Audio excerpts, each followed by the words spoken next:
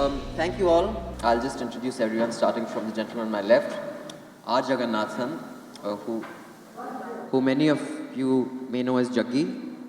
Jaggi is one of my favorite people to disagree with because we can sit at a table and disagree civilly with each other all the time. He has a wealth of experience. He has 40 years of experience in legacy and new media. I've introduced him yesterday on another panel. He was the founding editor of First Post, which is the most successful digital property. Now he is the editorial director of Swaraj magazine. And he has worked for print for a long time before that. So thank you, Jaggi, for joining us. Pratik Sinha, on my right, who I have met for the first time here, although he's spoken on the phone often in the past, has burst upon the scene as Hrithik Roshan did with Kaho Na Pyar Hai years ago. Sorry for the comparison, Pratik. As this guy who destroys fake news in like 12 hours while other journalists are still figuring out. He identifies it, tells you where the picture's from. Hopefully he'll tell us how he does it. And maybe if you can give some of your tips, others can start doing it too. Pratik is the co-founder of altnews.in, a social media and mainstream media watchdog website. He's also a member of Ahmedabad-based civil liberties organization, Jan Sangharsh Manch. Govindraj Ethiraj is an old friend. He is actually one of the pioneers of trying to innovate in the news space. For the longest time, he keeps trying new things. He was one of the founders of the first business channel. Not founder. Okay. Yeah, founding team. CNBC.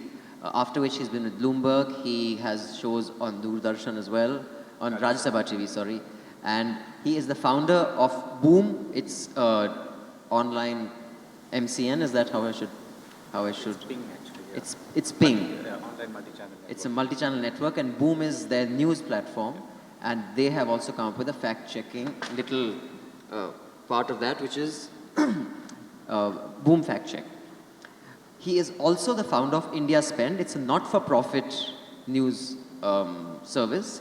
So he's actually experienced both, running a not-for-profit and for-profit. So he brings an interesting perspective. Shivam Vij, on the extreme left, is the deputy editor of HuffPost. He has reported and written extensively on caste-based violence, affirmative action, and politics. He has reported on the Kashmir conflict and on India's Maoist uprising. His work has appeared in the Helka, Open, Caravan, Himal South Asia. He's a member of the South Asian team blog Kafila. He was also one of the members of the founding team of Scroll, and he has had a prolific freelance career as well. So thank you all for joining us. I'll just, again, set the context, 2 or 3 things, so that we don't repeat those, because we've seen those on channels, and we hope the audience here takes something more. That false news has always existed, yes. That's been established, that's been said on many platforms, so let's not repeat that. The speed at which it gets around is new, so let's focus on that. What are the tools available? And does it also impact society the way it did earlier now? Or has that changed significantly because the world around us has changed? So let me start off with Jaggi. Jaggi, you have Swaraj, and recently you have also brought up Op India, which, if I'm not wrong, kind of positions itself as a fact-checking platform. Is there a different set of skills that are required for that? Do you look at that newsroom differently from the way you look at the Swaraj newsroom? Could you just come in with that? Yeah, absolutely. Because I think opindia.com looks at it in terms of, largely looks at mainstream media biases as apart from doing its own stories. Whereas Swaraj is a little wider thing. We focus on indie culture and business and right-wing business and all that. So in a sense, market-based economy and how much it can work and that kind of stuff. So obviously there's a fundamental difference between what the two things there. And we don't necessarily, we're part of the same company, but we have different DNAs in ours.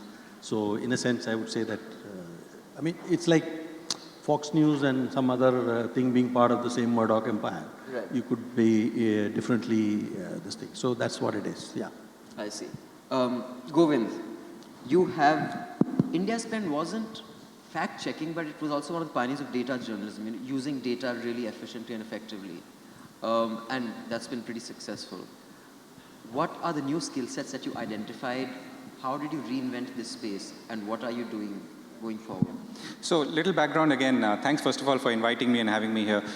Little background. So we started something called factchecker.in in 2014.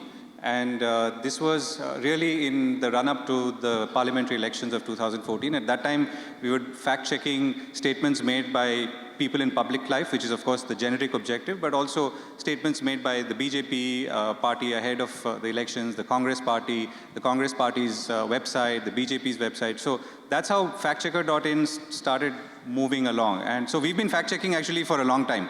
And I mean, maybe it didn't become as big as it has become today, but what you're seeing today is really, and the reason perhaps we are here, is to talk about fake news, which is a slightly different thing from, let's say, fact-checking. Because when you're fact-checking, you're largely checking statements made by people in some institutional capacity, or an institution itself, and you're questioning it and so on, and that usually calls for a lot of research.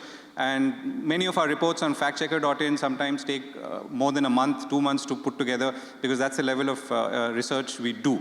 Now, you may agree with it or not agree with it, that's a different issue, but there's a lot of effort that goes in. And it's driven by the same IndiaSpend team, which uses data to tell stories, and that's how we work. Boom is something that we realigned about 5 or 6 months ago with a specific focus on fake news, which obviously has sort of flourished and become very big in the last 7-8 months, or maybe closer to a year. And fake news is a slightly different phenomenon. Fake news, you're not dealing with people in institutional positions or institutional capacities. You're dealing with WhatsApp messages. You're dealing with some bored techie who decides to morph an image. You're dealing with maybe your own family member who takes a slice of a story on vitamin A consumption and sends it out to you saying, hey, I read this interesting story which says if you have one tablet of vitamin A every day, it's going to change your life. Right? And because it's sent by your friend, you actually believe it, or a family member. So that is what fake news is about, because it's a situation where something advertent or inadvertent can actually become almost like fact. And because it tends to become fact, and of course we have the communal side of it as well, people can get hurt. In a medicinal way, you could get hurt slowly. If it's to do with inflaming passions or communal passions, people could get killed, as it's already happened many times. So that's really the distinction. And the skills you require to go after fake news is different, because there you're using a combination of tech, a combination of, let's say, journalistic insight, some institutional understanding of how these things work, who could be pushing it. Is it being pushed advertently or inadvertently? I mean, that's one thing I've learned. Not everything that you see there is advertent. Some of it is, but not all of it. So slightly different skills, slightly different DNA, as Jaggi said, and you need to work in different environments for this. Okay, Pratik, if you could come in on the same, you could just give the opening why you came up with this. But in addition to that, you could just also, I've spoken with you on the phone and you described yourself as an activist.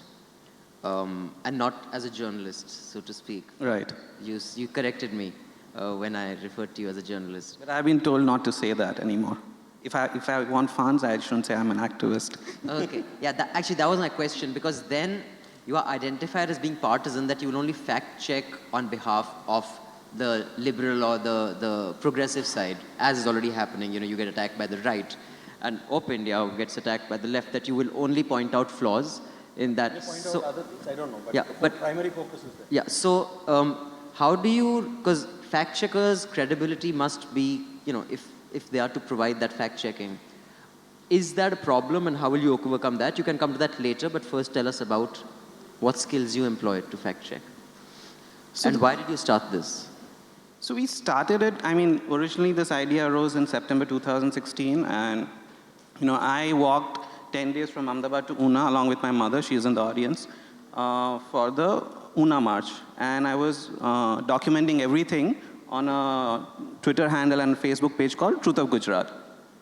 But on 5th day, we were in a place called Botad, and there was a sea of people out there, and there was only one person from mainstream media. And so that is when I realized that even though I'm documenting what I am, it is not enough, and I need an alternative platform. So In September 2016, along with, there's a page called Unofficial Subramaniam Swami. So along, the admin of that page, two of us came up with a draft document. And the first thing was reportage on people's struggles.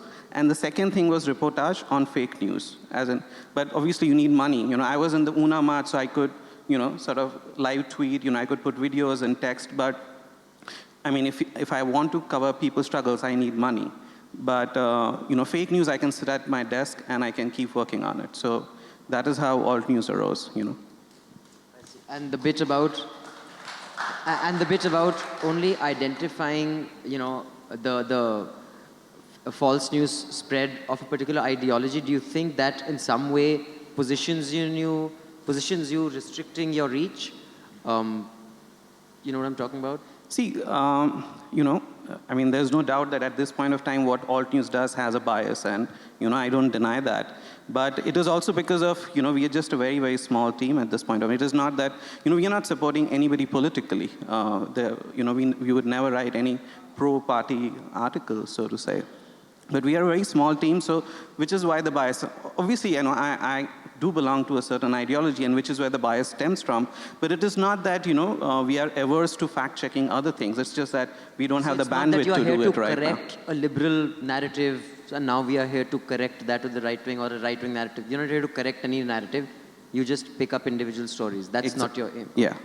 Shivam, you have written extensively on a variety of issues, and you also are one of the few journalists who kind of travels during election and sends reports from the ground. How has this new evolution of a false news correction narrative impacted your work, and where do you see this going? Well, when you travel and see, in elections, for instance, everybody today is WhatsApp. WhatsApp is the new India.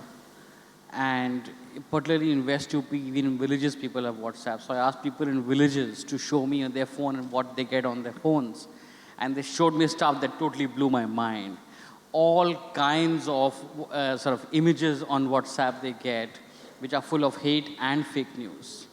So the fake news explosion is so big at all levels, from WhatsApp messages in Hindi being sent on to villages, to these days what even the government puts out was mostly fake news, right? I mean, these days I don't think there's any factual news left. Everything is fake news. All news is fake news.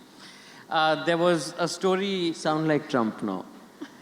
Well, no, that is what is happening. Trump is happening to all of us because, for a long time, and I was part of that, we all brought down the credibility of mainstream media. We said we cannot believe this. Then there was social media. We believe everything on social media partly because we don't believe mainstream media. And now social media's credibility is going to go away because of fake news, because we're all going to say, oh, that is fake news. Whatever we don't want to believe is fake news. And there is a lot of fake news. Now we're at the stage where by 2019, we will see a huge explosion of fake news. I mean, what we are seeing is the trailer. Because a politician told me recently that private consultants approached him saying, we'll make a fake news site for you. The pages, the news will be uploaded from foreign servers, so you'll be legally safe. Right? So it's like fake news now an industry. And until recently, it was just, random people creating and spreading rumors on social media. Now it's a proper formalized industry. There are people, the best fiction writers of India used to be the police because they cook up charge sheets. The new fiction writers of India are sitting in offices creating fake news. And why it's so powerful is because for political parties and political ideologies, it is helping them shape their narratives. Okay, I think it's very well articulated that how we've come to this with, people like us who kind of went at legacy media, discrediting legacy media and then being discredited by false news. It's interesting. I don't agree with it entirely, but yeah, I think it's a great way to explain the situation. But you've heard the worst case scenarios. There's a lot being done the world over to fix this as well. There's the News Integrity Initiative. Have you guys heard of this? It's basically 25 investors from around the world who've got together, and it's a $14 million fund. It's for applied research into projects, and it has industry leaders, academic institutions. And so these 25 investors have got together, and they're trying to come up with solutions to return integrity to news. And of course, now the onus has been put on people like our partners, Facebook and Google, who, because are the fastest, kind of pipeline through which information travels, the onus is being put on them, find a solution to this. And there are various initiatives happening. Google is doing a few things. Facebook is doing a few things. In fact, Facebook also has an initiative. I forget its name. But finally, news professionals have to be a part of the solution and kind of come up with that. So I'm just going to put 2 or 3 things there. And Jaggi, if you could come in and have your views on that. One is, there was this roundtable discussion, and I remember a couple of good ideas came out of that, was that like rating agencies are for financial markets, not that they prevented 2008, but it was better than nothing. Or like we had ISI and Agmark, that unless a product has the ISI stamp, don't buy it, or it has. Can there be things like alt news, or Op India, if they can establish a credibility that this is what they do, can they be the ones that unless news bears their mark, it's dodgy? And is a new market coming up for that kind of a product? Is it even possible? See, I don't think you can institutionalize these approaches beyond a point. You need many more sites that do many more kinds of fact-checking. Because right now we are looking at only a limited slice of news that might be, say, communally incendiary or politically incendiary. So we may have people who are partisans who want things to be seen in a certain way. But fake news is not restricted only to that area. It's in many, many areas. For example, I mean, he put out some data, but the thing is, before that, why were we not even looking at data?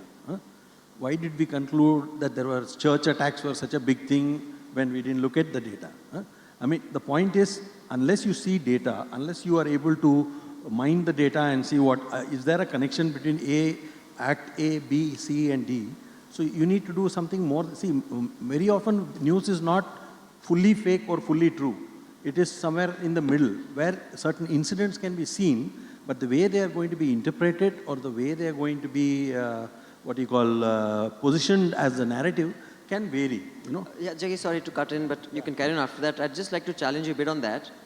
I don't think there is any doubt that there will be a spin to numbers or to, but the certain things are false or not false. Like an FBI officer was found dead who was investigating Hillary Clinton. It was the most shared story on Facebook during the election.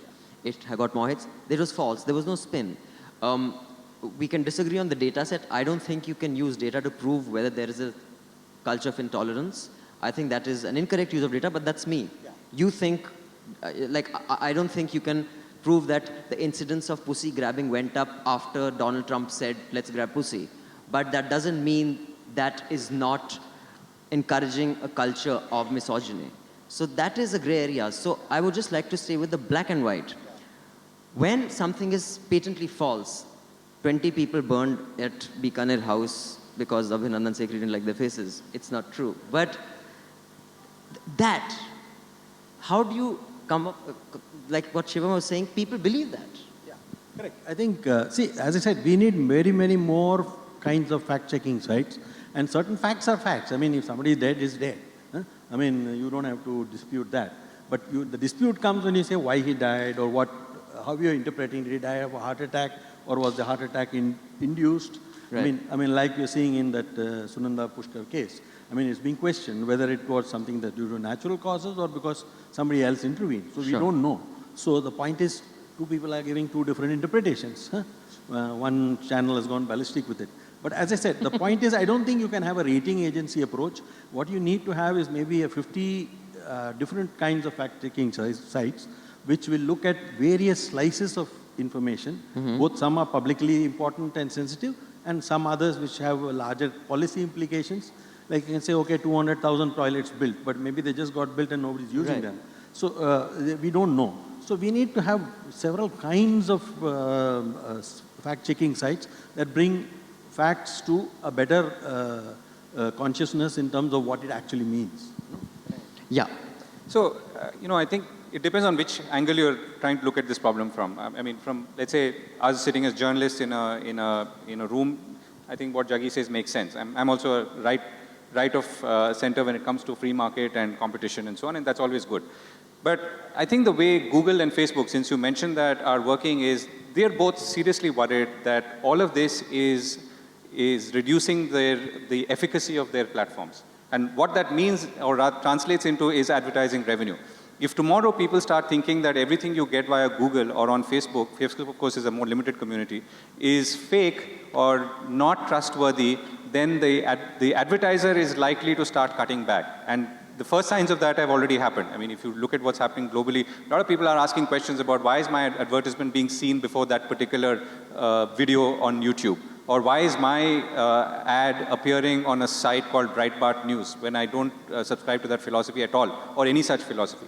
So what's happening now is that both Google and Facebook are saying we need to work with organizations who are in some ways certified so that when we pull up, or the algorithm pulls up a piece of news that clearly looks like suspect or fake, you're also providing at the same time another piece of news which could be the fact-checked version of it.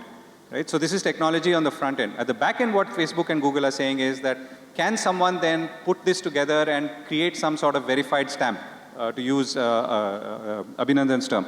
And that's already happening. So there is something called the International Fact-Checking Network, which the Poynter Institute out of St. Petersburg, Florida is running. The International Fact-Checking Network, of which I'm a board member actually, because for pure chronological reasons I was around when they started it, is working with fact-checking organizations from around the world and going and laying down and then finding out whether you subscribe to their processes. So the processes are very, very stringent. Factchecker.in has applied, has cleared most of the parameters, but we still have to fulfill a few more before we get accepted. Boom will take much longer. So the things they're asking is, first of all, are you non-aligned? Right? Second, can you put all your sources of funding up front? Even the Washington Post has to do this, right? Washington Post has also applied to the IFCN. They've got cleared, but they had to show this. Who are your team members? What do your employee contracts say in terms of what you can do and what you cannot do? Do you publish sources of where you get your news from? Do you provide backlinks? Do you give, very, very important, and this is what we do at Boom or Fact Checker, do you give people an opportunity to respond? You cannot sit on your computer and say, okay, this looks this and this looks that, and I put it out, particularly if there are people involved. So for instance, I mean, just to sort of stray for a moment, I mean, on Boom, there was this interesting Twitter handle of Sarah Ali Khan, Saif Ali and Amrita Singh's daughter, Sarah Khan. So they started putting out, fairly inflammatory tweets, but it was a fake account. It had 5,000 followers. We got in touch with Amrita Singh and asked her, is this your daughter's account? And she said no. Okay, so that's one example. I'm saying, and we wouldn't have carried that story had we not confirmed that it was indeed not her daughter's account. And every year you have to renew your license? Yeah. So IFCN does that. So I mean, and this is, like I said, a process. So they've put in together a detailed process. Now, we may say that we don't want to be part of IFCN. Not sure. But I think what will happen is, when it comes to Google and Facebook, and that's where everything is unfortunately or fortunately coming together, they will want at least some sort of certification somewhere so that they can rank you or list you accordingly. Can you just also briefly tell me, in the West, the experience has been false news, and I'd like to use that word because Trump has owned fake news. So let's go with false news. Is the experience there is that most false news, the incentive is monetary. That I set up a false news account, I put out nonsense, and I get ad dollars. In India, and I know Facebook, I don't know if it's announced any of those products, but one hears they are working on various algorithms that will, trigger stuff with stuff that's being shared when it gets opened, time spent. They're using various things to tackle that. But is monetary incentive generally the world over the reason people do false news? Because in India, I would think it's not more. I think it varies, and maybe you want to come in as well. I think it varies. If you look at Europe, a lot of fake news, false news problem they're facing today is to do with refugees. In Germany, for instance, someone will spread a story saying that, oh, did you know that these refugees from so-and-so attacked this shop in Berlin and did something? Never happened. Right? And it's happening all over Europe right now. In India, we are clearly seeing that a lot of it is being driven by, let's say, some vested interests or some parties manufacturing photographs, videos, or using videos out of context. you know, and saying, oh, can you see this cow that's being skinned? And turns out that the video was not even shot in India. Spread by a BJP functionary, by the way, in Telangana. So there are examples like that, and there may be examples from the other side. I'm just saying these are things that we've come across. So the kind of fake news will differ. In the US, it's obviously been about Trump versus Clinton. I think today it's still in the Trump-Clinton... Is the incentive monetary in India? I don't know. I mean, I cannot... I am seeing some institutional direction in some of the stuff we see in India. I'm not sure there is monetary incentive, but believe you me, I don't think monetary incentive is the trigger.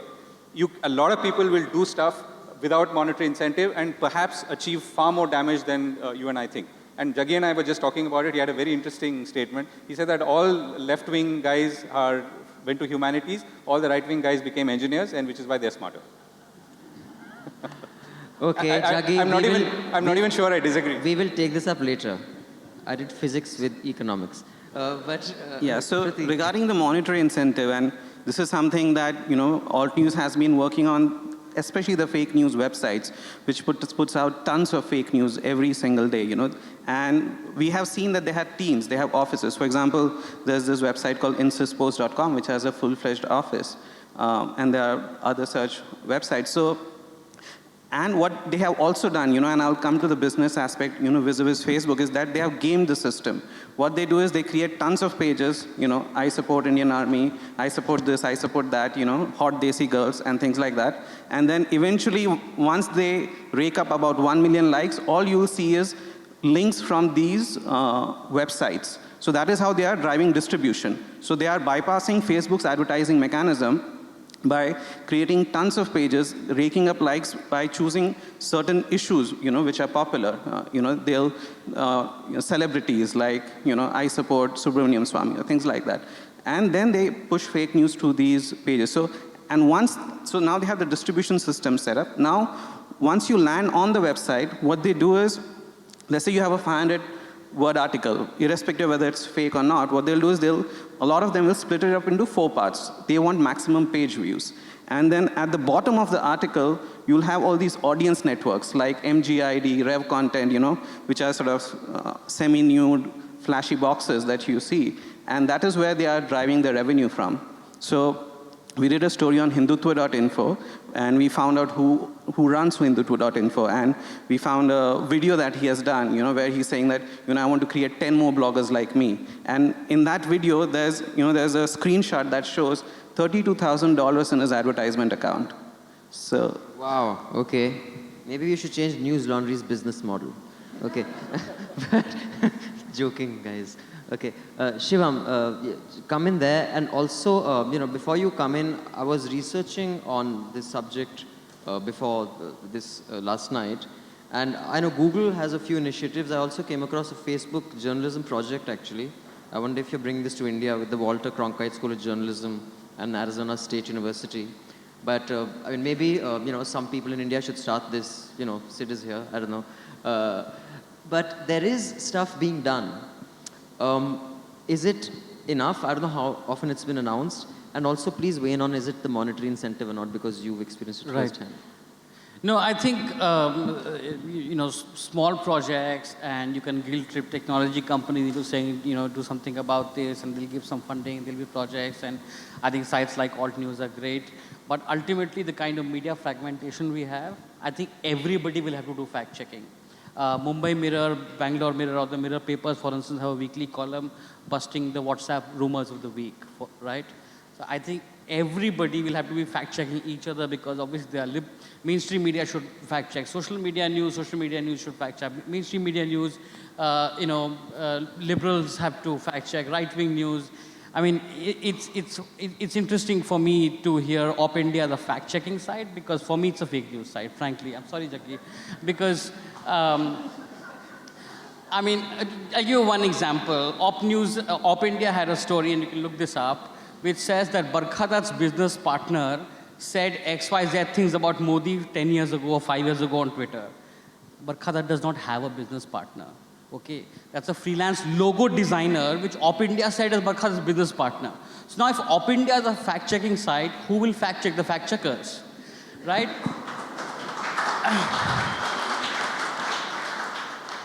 At the same time, this false news, fictional news, the term I prefer is fictional news because these are people just sitting and creating fiction. Freelance logo designer है नहीं चलेगा, उसको लिख दो business partner, right? So when you create fictional news, you can imagine the possibilities. You can create fictional news about fictional news. You can get meta about this. So the explosion is going to be so huge. We are going to be in for so much trouble that I think everybody will have to do fact checking. All our sites, all our media organizations will have to. In India, sadly, the position of a fact checker does not exist in most media organizations, which is a done thing. I get that, but Jaggi, you can come in and also respond to what Shivam said if you like. But Jaggi is always the bigger man, and this thing just go over his shoulder. But what you're saying, Shivam, has a fundamental flaw because who will fact check the fact checker? I can have a fact checking site within an organization so that inadvertent errors don't go through. If my entire existence is to build fake news, I don't want to set up a fact checking site. So I think the problem to approach it from that the guys who are manufacturing the false news will come up with a solution is the solution will have to come from somewhere else. Now whether that is sites like theirs or New Improved Opinion, but they themselves will not provide a solution. So, these days, our TV channels do entire debates on fake news. Yeah, that taking it to be real news. Exactly, which is a channel. And political leaders. I'm saying other channels should call that channel out and say, hey, this was fake news. Absolutely, sure. Jaggi, why don't you come? No, I think, the solutions ultimately will come from multiple kinds of fact-checking sites and volunteers who actually point it out. So if you have a system whereby anybody who suspects anything of being false quickly flags it, that you need to do. I think the kind of solutions that Govind was talking about, it's very expensive if you're going to have that kind of rigor. It can be done in a few cases. But here somebody just mocked a picture and sent something and said incendiary. Reporter ko Faridabad bhejne ka budget nahi hai fact check ka lagana. Correct. And somebody from some village has uploaded some image and sent it. You're going to have a difficult thing. I think some of these things will get eliminated as the reader himself starts moderating and rating who is posting what. Some of the sites have, newspaper sites have people who make comments and they get downgraded in case they're using too much abusive language or whatever it is. So I think by the very nature of the beast, it is not going to be possible to institutionally stop any kind of fake news. Because what are you talking? We're talking about millions of messages, posts being uploaded every minute. So what organizational structure can actually be there? Some of it can be done through technology, maybe, automatically. But if individuals have to go and check all these things one by one, how are you going to ever do it? So I think it is the society that will ultimately play the role of checker by being volunteer. Just like a police can't protect the whole city, right? I can go and throw a bomb somewhere. Right? That's an interesting one. Govind, just come in, but before that, I just had one quick thing to say, just a second. One is that, what you said about we have to check each other. So I had read this quote on the internet. Aristotle had once said that if you're on the panel of the Media Rumble, don't give up the chance to plug your product. I don't know if you've read that. So Newslaundry had actually been set up, and a lot of people accused us, you think you're on top of the pyramid, because news would criticize stars, bureaucrats, politicians, industrialists, and we would critique the news. So तुमने अपने आप को वहाँ रख दिया. मैंने कहा हमने ये नहीं किया है. आप हमें गाली दो, हम आपको देंगे, साथ मिलके गाली देंगे एक दूसरे को, so that we can together become better. So I think that is a great solution. But Jaggi, as far as what you said, that the budgetary, I think that is a serious problem, and I don't know if we can actually solve that. Yeah, I think there are two concerns, I think, and we should address that as much as we can. Firstly, all of this is destroying the credibility of media. Right? It's a fact. Why are we all doing all fact-checking doesn't have to do with mainstream media, but some of it does, and to that extent, we're all sufferers, considering that our bread and butter and maybe cheese comes from media. I think the second part is media itself, right? So we say media is, what is media? Media, at least in the Indian context, is an aggregation of mainstream news websites, newspapers, TV stations, online dailies, wire services, and all of that. But on the other hand, you have something called WhatsApp, which has maybe 230 million subscribers plus in India alone, which is the largest in the world. And information that circulates in or on WhatsApp through velocity acquires veracity, right? So in a situation like that, we are actually all stumbling because, we are used to dealing with things institutionally. Yes, some of us are now obviously focused on WhatsApp. We run a WhatsApp helpline and we say, okay, if you want something fact-checked, please send it to us. But the sheer amount of information, like Jaggi said, it could be some man sitting in a village uploading something, someone sitting in an organized setup, like Pratik said, designing it with a certain evil intent to create trouble, is very, very difficult. And I think somewhere we've got a juxtaposition of 3 or 4 challenging issues, or issues which are sort of facing each other. One is the larger trust with information, media, organized media versus not so organized. The second is the technology and the technology platforms. And third is the consumer. Right? So I'm not seeing too many solutions emerging immediately, and I think we've all got to think a lot about it, because if we attack ourselves too much, then we sink together. Right? That's my fear. Okay. Yeah, comment. I want to and also, while you're at it, just give viewers also tips on how to identify fake news. What are the... I mean, I don't as such have any specific tips, and that, I agree with him that, fake news has become such a huge phenomenon that it cannot be sort of dealt at individual levels, or even small sites like Alt News or Boom Live or Op India, It needs multiple parties have to come together to tackle it, whether it's the platforms, which is Facebook, WhatsApp, and then the law enforcement agencies, because a lot of time, we saw recently what happened in Jharkhand, where 8 people were lynched purely because of a WhatsApp rumor. It has happened in the past when in Pune, a techie was killed and then Basirat riots. Again, it was started because it was not fake news, but it was a morphed picture, and then the further morphed pictures which were used to incite people. So it is fake news has sort of reached proportions where it cannot be dealt at individual levels anymore. It has, multiple organizations have to come together to take a look at it, because it has become a very serious issue at this point of time. I do know there are a few products Google has done. Facebook has also some auto alarms that if a story is being shared a lot, but the moment it's read, it That's only in the US, Facebook deleted, and this is someone from Facebook. Are you from Facebook? No. Yes. Okay. So anyway, so I was told by someone in Facebook in Madrid recently, 30,000 fake accounts ahead of the French elections. 30,000. I mean, can you imagine someone in a small country like that, taking the effort to create all these accounts and obviously to push against one of the politicians who was running for president? So, okay. So I guess there are tech solutions. So so Facebook has a huge tech solution coming up and testing several tech solutions. But I think something interesting that Jaggi said, then what can we as a community do? There'll be the big, giants like Google and Facebook. There'll be journalists and individuals.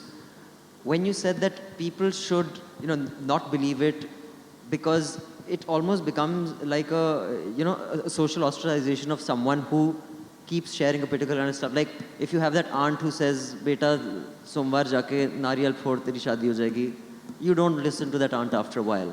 So maybe society will also have to evolve to do that. I'm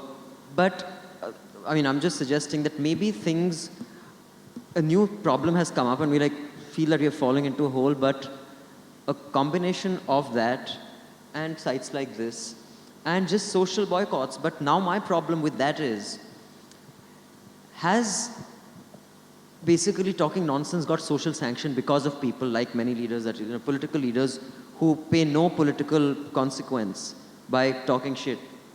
Trump being an example, he just keeps going from strength to strength. So if we were to piece that piece of the puzzle in that there will be a social consequence to your talking nonsense, but we don't see that happening, is that a danger mark? Is that bad news? No, rumor mongering has been around forever. We know that even before the technology age, rumors were used to incite riots, right? The famous rumor in Delhi in 1984 was that Sikhs have poisoned the water tanks, right?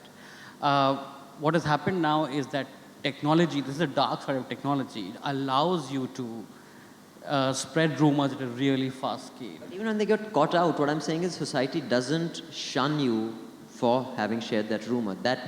Is that a new phenomenon we're seeing? That's because, it's more than bad leaders. What has happened is, in India and across the world, politics is so divided now, so polarized, that we want to believe anything that we believe in, depending on our ideology. It doesn't matter. And, there are times when I've been tested. SM Hoaxslayer, one of the fact checkers on the internet, people send him links and say, to ask, is this true? Is this true? And one day I sent him a link saying, is this true? Believing fully well that it was false, and I thought he'll expose it. And he said, no, this is true. So I was surprised because we all have ideological sort of filters and biases, right? And that is what is driving fake news to be shared so fast, because the moment we see something we want to believe in, we'll share it. You want to weigh in on that, and after that we'll take questions. Absolutely. In fact, what keeps fake news alive is precisely because we live in echo chambers, and because we believe that the world should be seen in a certain way. If there is somebody puts out something which is in confirmation with your own biases, you actually tend to share it. In fact, I made this mistake once or twice. And after that, I have stopped sharing too many things which are very dangerous. Not dangerous, but like say things that I may agree with and probably need to be shared if it were true.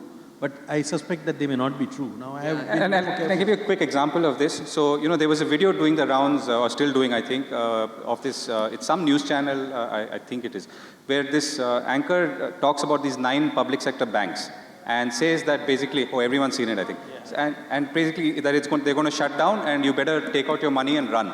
Right? That's effectively what he says. And so please see our fact check on it. So the point is, the video actually, and I saw it, it's in Hindi, it's actually true up to 80% of the time. So his entire description of why the banks are facing trouble, their balance sheet problem, the stress, the Reserve Bank looking into it, is all true. It's the last part where he says that basically these banks are going to now shut down and take your money, which is a completely false, erroneous and unfair conclusion, right? Because no banks in India have shut down. And maybe Jaggi can expand on that, being a senior business journalist, more senior to me at least. Yeah. Actually, there were 2 such panics about 10 to 15 years earlier. There was a very large private sector bank where some rival said that, okay, the buggers are going to crash. Yeah, and this happened. But this was well before the age of social media. Even then, the thing spread like wildfire and people started withdrawing money, and the Reserve Bank had to issue a statement saying that, no, we fully stand behind this bank. There is no problem here. But just imagine. Let's get a question here. Can you get a mic with the gentleman in the pink shirt, please? And then after that, the lady back there. I just wondered, I mean, it's a moot point. And it would be valid to check it with you guys, because especially you, Pratik, and Govind here. Of course, not discounting one's filters. The fact remains that states have used terror as an instrument of state policy. The fact remains that you have recorded instances, constitutionally mandated parties today that are in the saddle, who have used fake news and misinformations as instruments of political advancement.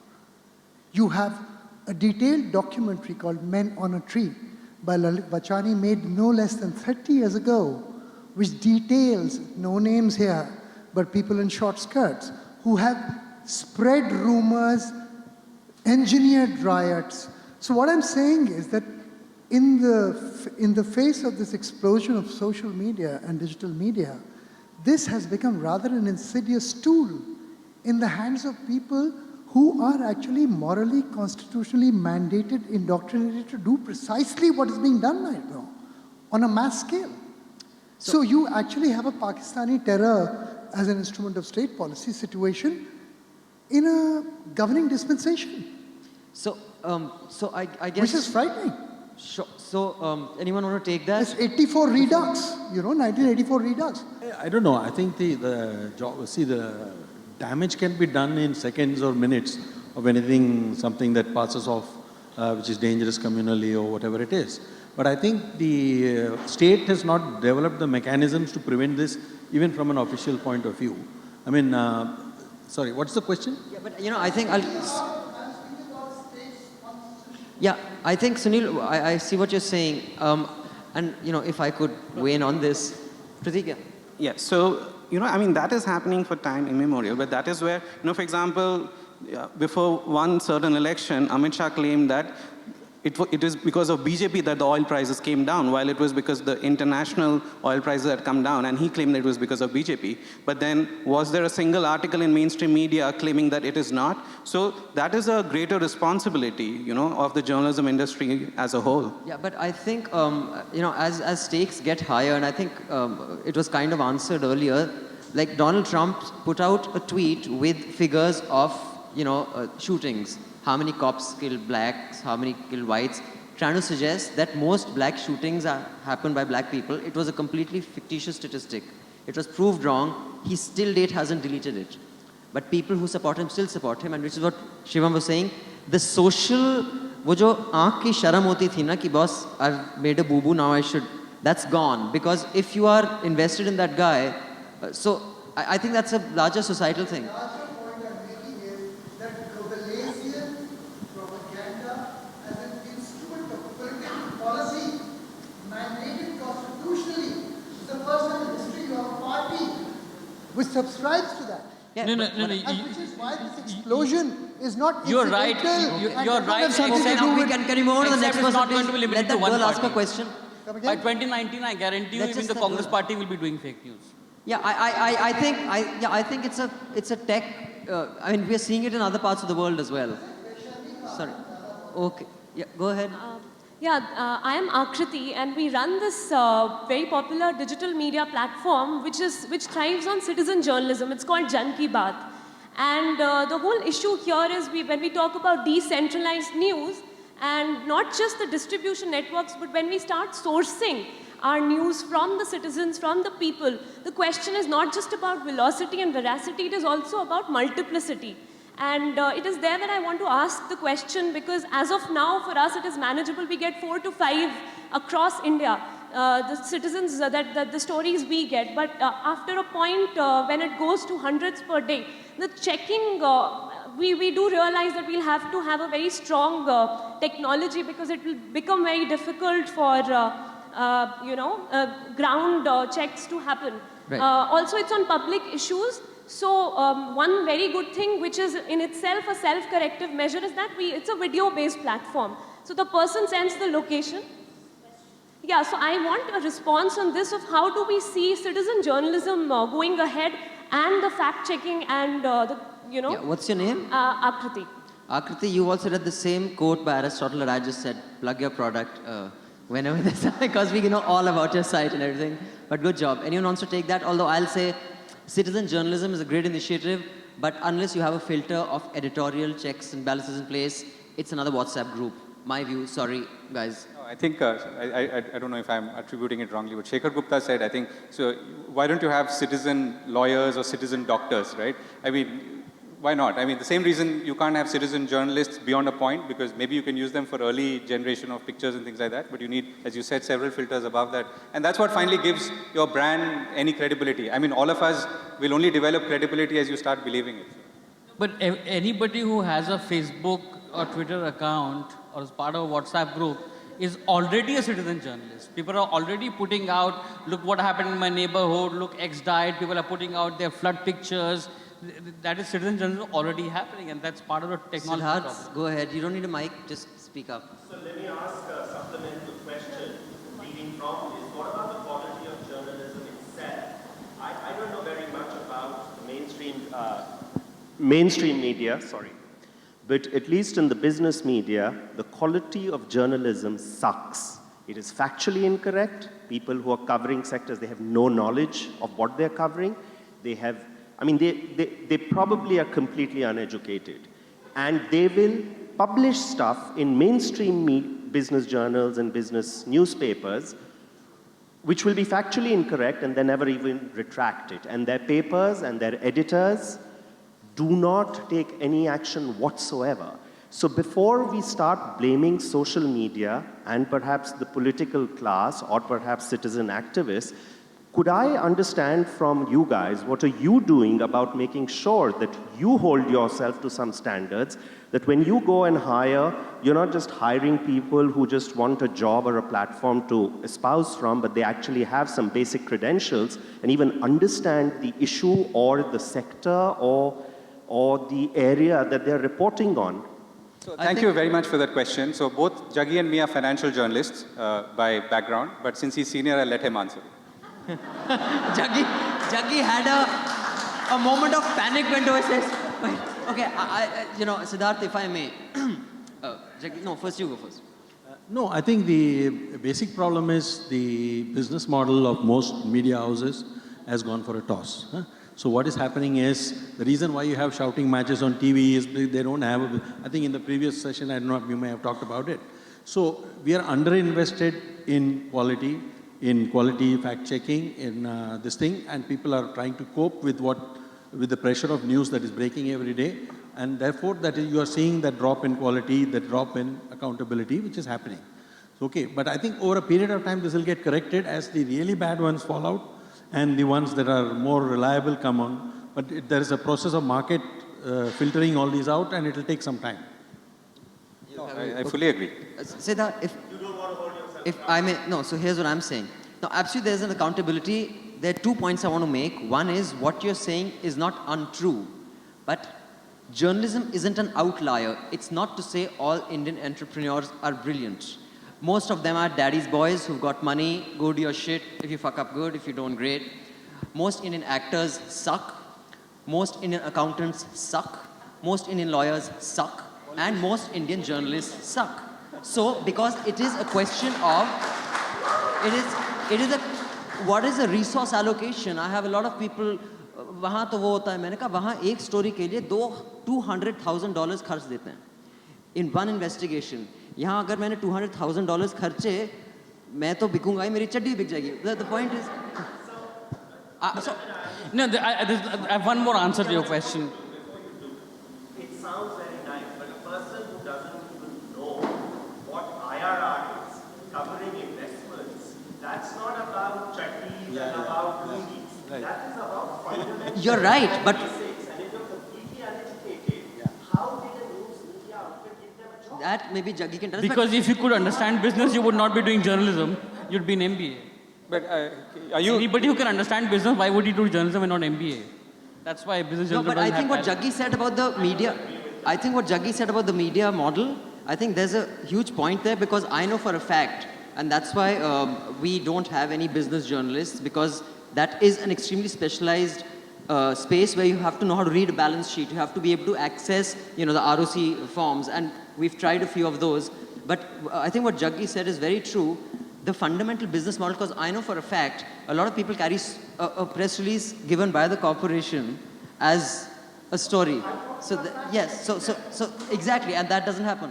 Yeah, sorry. Question. No, but once again, I think it's unfair to say that all of it is bad and completely. It's an outlier. Yeah, I mean, I'm sure he has reason to be upset about whatever you read or a bunch of things you read, but I wouldn't go so far as to say that all of what appears in Economic Times, Business Standard, CNBC is all crap, unverified, unchecked, and whatever. I mean, we've all worked in those organizations. I think most of what we've done is of a reasonable quality. I'm not saying great, given the resources. Mistakes must have happened, and to that extent, we should own up. And you were with Business Standard, right? Yeah. Business Standard. Sorry. No, I'm saying one reason why the quality of journalism has fallen over the years in India is the speed, Can we get a mic pressure from both TV and web. There's no time for fact-checking and doing good work because you want to put it out quickly. Yes, ma'am. Okay, yes, gentlemen. Hi. So the question is, we have this panel with all the people with little media industry, or like something like Pratik, who is alt news. I think there should be someone from a platform like Twitter or Facebook, because today, like he was saying that someone from village can upload a photograph and it can become big. Actually, the fact is, the number of followers of big people, personalities like a professor or a big person whose account, it's easy to check the accounts.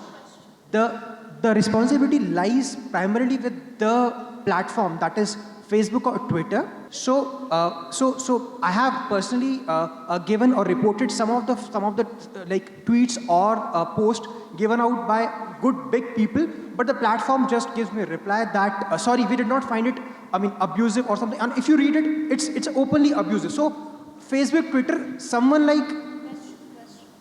Okay, so if I understand correctly, could you just return the mic to the lady, please? Why isn't someone from Facebook or Google or Twitter on this panel? Okay, Facebook actually had a session yesterday, but as far as your responsibility bit is concerned, I have a view on that, and you can, feel free to point fingers because this is a Facebook-sponsored event and Twitter's a partner that I'm defending them. I'm not the kind, but I'll just say, I personally find it problematic to ascribe the blame to Facebook. It's like blaming a phone company because I was called and given a false this thing. The platform that Facebook or Twitter have come up with is a community-driven platform. So for us to say, ab aapne kiya, aap solution dhoondho, So it's like blaming telecom companies or telephone companies for rumor mongering on the phone, unless they are actually and you have evidence to say that they're actually doing something to actually push that news. I mean, you can't say they're responsible or they should do it. I don't think that's a solution. I have a take on it. So, we have debunked many fake videos, etc. So I'll give you an example of one fake video which is viral since Feb 2016, and it is posted every single day on Facebook without a comma change, without a full stop changed. And it's happening because it is going around on WhatsApp. People copy, and it is a 4-minute video. It is the most grotesque video you'll see where, it actually happened in Guatemala, where it is being claimed that a Hindu Marwadi girl was killed in Hyderabad by a Muslim mob, but the video is actually from Guatemala. Now, that same video goes into WhatsApp, comes back to Facebook, and both are Facebook products. There has to be some checks and balances. You cannot say that, platforms can take their hands off, and because we know that this is fake news. We know, and it is harming, and there are not just one such video, there are multiple such videos which go on and on with exactly the same signature, which can be detected at the level of platform and can be dealt with. So if it can be dealt with, and if they are not, then I do sort of put the blame on the platform. I think Facebook has hired, 4,000 engineers, 4,000 people to monitor content. Yeah. So I think it's work in progress. I mean, I'd love to lay it on Facebook, but I think it's still work in progress. Yeah, but any other questions? There's one lady there. Just this one question. Yeah, all the people who are doing these fact-checking sites, why aren't we promoting those sites? Because we as consumers, readers, consumers of news, we're victims. We don't know what's going on. When I hear what you all are saying, it's frightening. Well, I think it's, people do promote the sites and when they point out an error, they do get retweeted. All those things happen. But the problem is, if there are thousands of fake news, and he is able to detect one today and I'm able to detect one tomorrow, you're still 998 have gone through, right? So how do you do that? So it's the sheer volume of stuff that you need to check, it's a problem. So the one big egregious error you can catch. But the small things that keep slipping through the cracks, how do you try it? I mean, it takes a long time. It's the community that finally needs to find the solution, apart from the tech. I mean, to some extent, tech can try and filter it, but you can't stop it. There is, for every tech solution, there is a tech override where some techie, smart techie will find out how to get over that hurdle.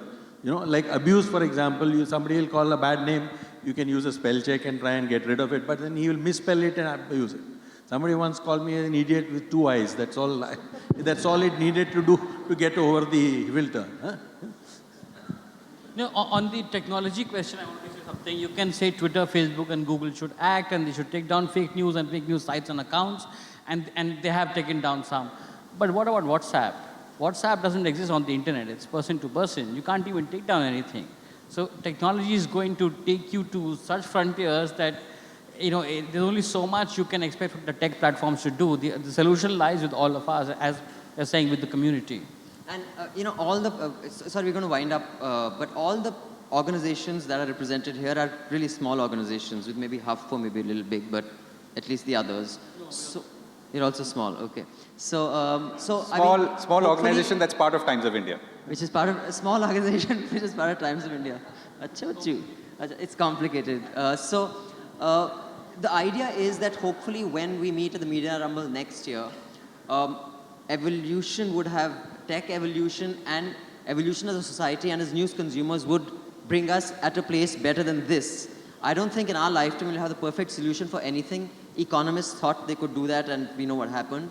But hopefully next year there'll be better products with Facebook, there'll be better teams, bigger teams, not better, you're the best teams. But bigger teams, and we'll have a new problem confronting us then. But I do hope by then we would have solved this problem. No, together. I don't think so. Okay, we have one cynic always. No, you can't. I'm a cynic too. Look, with one of the best media in the world, with all the resources in the world, the US media could not predict that Trump will win. Their prejudiced determined that he's a rotten guy, so he should not win. Then they couldn't see he won. So they didn't see it. But now at least they have a new problem to solve. And as Aruna Roy once told me, common sense beats all. Thank you so much. Thank you. Thank you, everyone. Thank you to our panelists for such an interesting session.